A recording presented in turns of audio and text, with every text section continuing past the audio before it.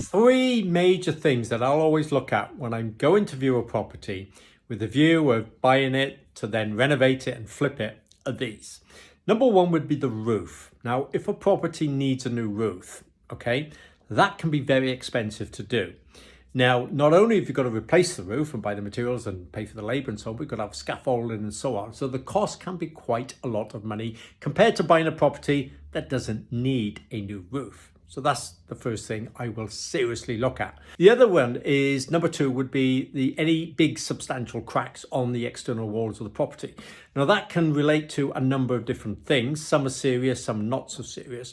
But generally, if there's substantial cracks in a property, it could well mean that it's suffering from subsidence.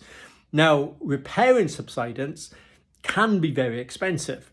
Not always, but it's sometimes you think, is it worth me going to buy this property? Am I going to open a can of worms and so on?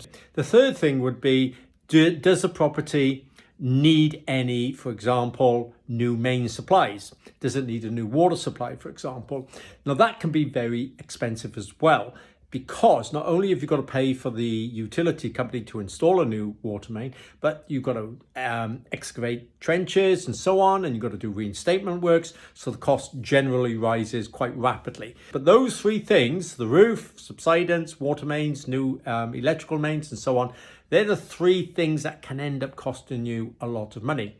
So if you'd like to learn more, give us a follow, a like, a share, whatever, and I'll see you on my next video. Until then, ciao for now.